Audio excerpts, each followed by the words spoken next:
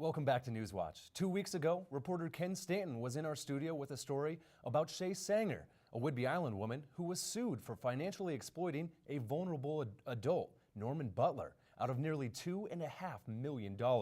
Because of technical difficulties, we were unable to show you the whole story. This week, Newswatch will revisit the story. With more on this story is Newswatch reporter Ken Stanton.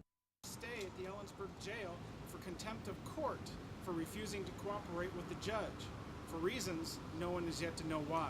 Last January, Sanger appeared before Judge Sparks to answer questions about the money related to the successful suit by Douglas Butler on Norman Butler's behalf. Earlier, I spoke with Douglas Butler about his feelings on the case and the new lawsuits brought against Sanger's family members.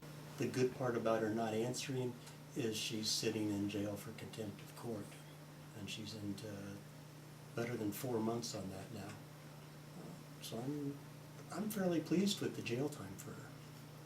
Sanger refused to answer the judge's questions, which began what has now been 5 months of Sanger being held in contempt, whereupon being returned to jail, only to return to court the following week. Frustrated by Sanger's refusal and her wasting the court's time, Judge Sparks recently ordered Sanger to appear only once a month from here on out. Well, I'd like to bankrupt her entire family, take everything we can get back from them. We'll never see as much as they got, and I think they all ought to wind up in jail somehow. Butler claims has received much of the money Sanger is refusing to answer for.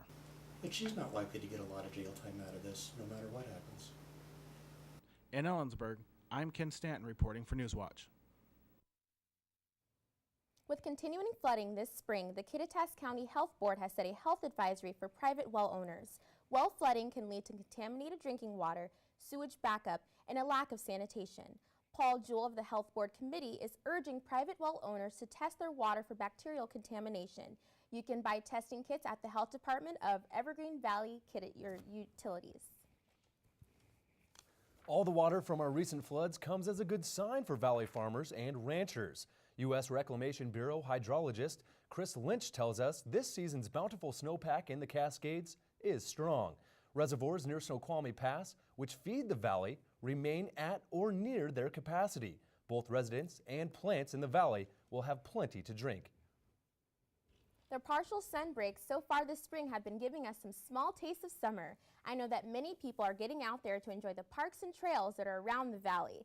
There is one potential trail, however, that many residents are unaware that is in the works with the City of Ellensburg Park and Recreation.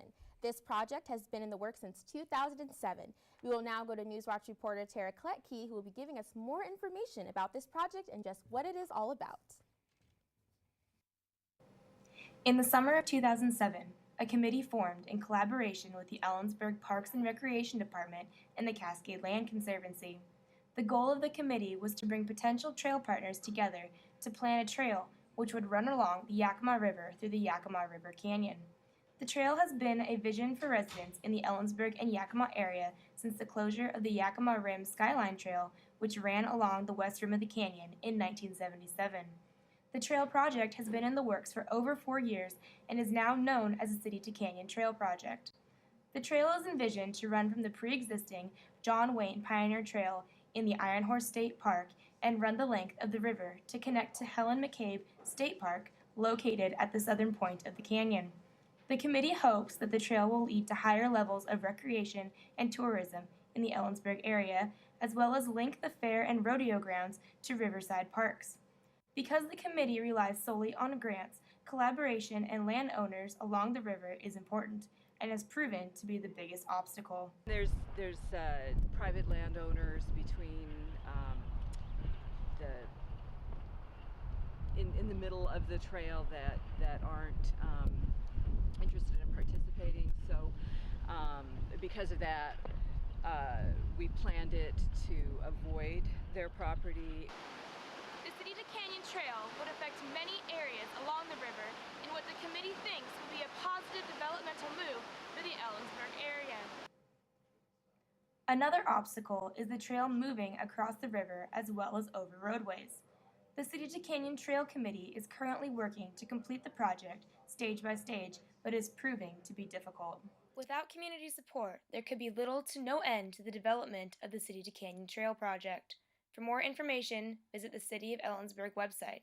Reporting for Newswatch, I'm Tara Kletke.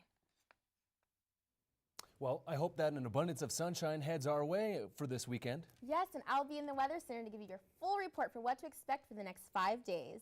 Stay tuned.